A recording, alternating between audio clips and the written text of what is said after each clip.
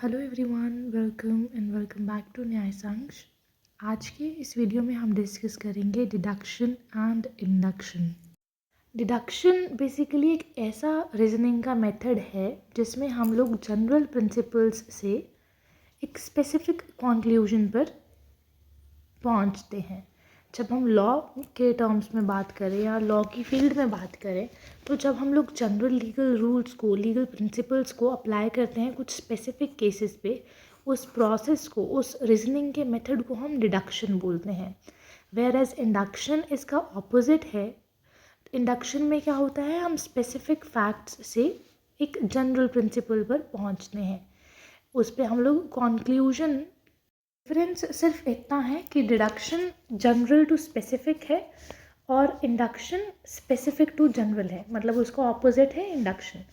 Again deduction क्या है, from general to specific, general principles से एक स्पेसिफिक कंक्लूजन ड्रॉ करना।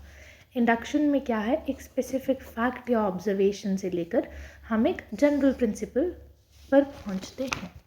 तो इस पूरे कंसेप्ट को हम एक एग्जाम्पल के साथ समझते हैं। सबसे पहले डिडक्शन के लिए एक एग्जाम्पल लेते हैं। हम लोगों ने पढ़ा कि deduction means moving from general principles to specific conclusions. तो एक फॉर इंस्टेंस सुप्रीम कोर्ट के पास एक मैटर आता है, राइट। तो उसमें हाई कोर्ट है जो, उन्होंने नेचुरल जस्टिस के प्रिंसिपल्स को फॉलो नहीं करा, राइट। तो जनरल रूल है हमारा कि अगर कोई भी कोर्ट है वो नेचुरल जस्टिस के प्रिंसिपल्स को अडेयर नहीं कर रहा है, तो अगर उनका डिसीजन है, डिसीजन से डिसाइड किया जाएगा, राइट। ये क्या है, एक जनरल रूल है हमारा, जनरल प्रिंसिपल्स हो गया, राइट। एक जनरल प्रिंसिपल है हमारा ये। तो इससे हमें स्पेसिफिक कंक्लूजन कैसे ड्रॉ करने हैं। जनरल प्रिंसिपल क्या है, नेचुरल जस्टिस के प्रिंसिपल्स को अगर आप नहीं अडेयर कर रहे तो आपका आपने जो डिसीजन दिया है उसको सेटिसाइड किया जाएगा। सुप्रीम कोर्ट के पास मैटर आया एक पर्टिकुलर केस में, वहाँ पे नहीं फॉलो कर रखा, तो कंक्लूजन क्या ड्रॉ होगी कि इस पर्टिकुलर केस को सेट असाइड किया जाए, मतलब डिसीजन को जो इन्फीरियर कोर्ट ने दिया है उसको सेट असाइड किया जाए। क्यों? क्योंकि जनरल प्रिंसिपल है, अगर आप नहीं फॉलो कर रहे तो आपका डिसीजन सेट असाइड होगा। ये हो गया कि जनरल प्रिंसिपल से स्पेसिफिक कंक्लूजन पे पहुँचे। जनरल प्रिंसिपल क्या है, होगा, सेट असाइड होगा अगर आप नहीं नेचुरल जस्टिस के प्रिंसिपल्स को फॉलो कर रहे। कंक्लूजन क्या है, कर दिया भाई सेट असाइड। अब इंडक्शन में क्या होता है कि हम एक स्पेसिफिक फैक्ट से एक जनरल प्रिंसिपल फॉर्म करते हैं।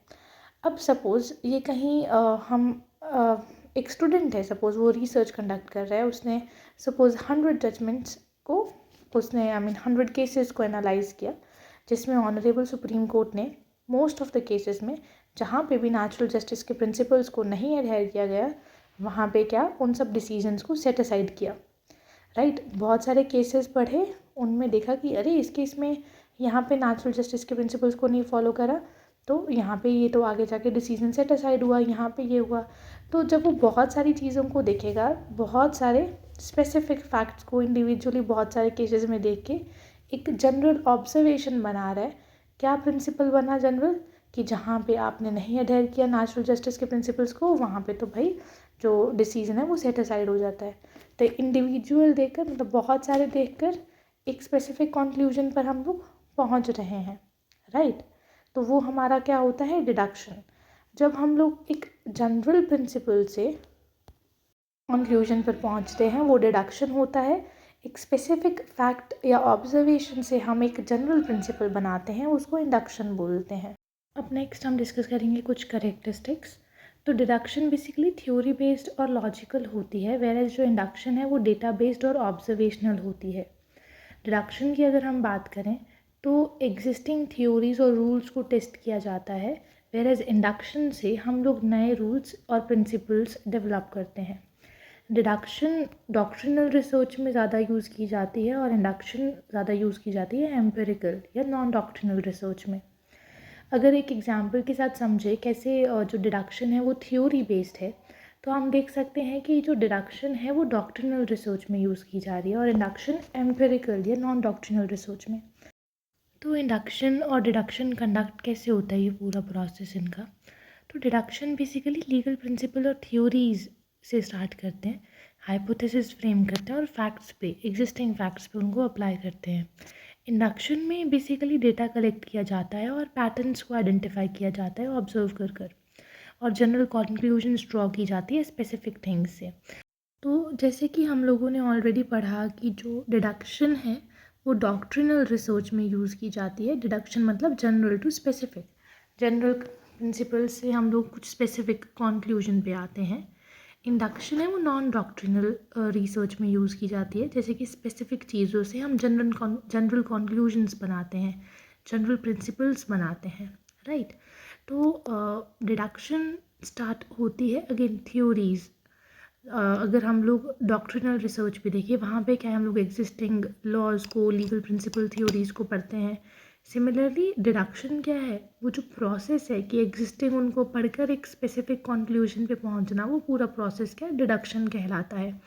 इंडक्शन में क्या होता है कि हम लोग अलग अलग जगह से डेटा कलेक्ट करते हैं और एक स्पेसिफिक कंक्लूजन फॉर्म करते हैं, राइट।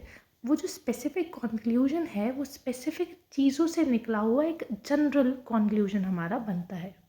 मेरिट्स अगर इनके देखें तो रिडक्शन लॉजिकल कंसिस्टेंसी इंश्योर करती है और इंडक्शन भी अलाउ करती है कि डेवलपमेंट हो नई नॉलेज की। दोनों मेथड्स कॉम्प्लीमेंट करते हैं एक दूसरे को और डॉक्ट्रिनल एंड एम्पिरिकल रिसर्च में यूज़फुल हैं, और ये जो रिसर्च की क्वालिटी है उसको भी इन्हांस और स्ट्रेंथन करते हैं और जो फाइंडिंग्स हैं उनको भी इफेक्टिव बनाते हैं। डीमेरिट्स की अगर हम बात करें, डिडक्शन सोशल रियलिटीज़ को इग्नोर कर देता है और जो इंडक्शन है वो ओवर जनरलाइजेशन कर देता है कई बार। डिडक्शन की अगर हम बात करें वो एग्जिस्टिंग थ्योरीज पे बहुत ज़्यादा डिपेंड करता है।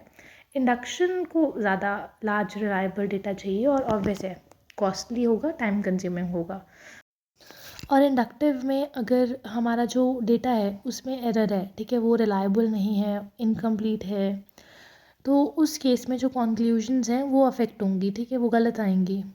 This was all about deduction and induction. Thank you so much for watching this video and stay tuned for more such videos on different topics.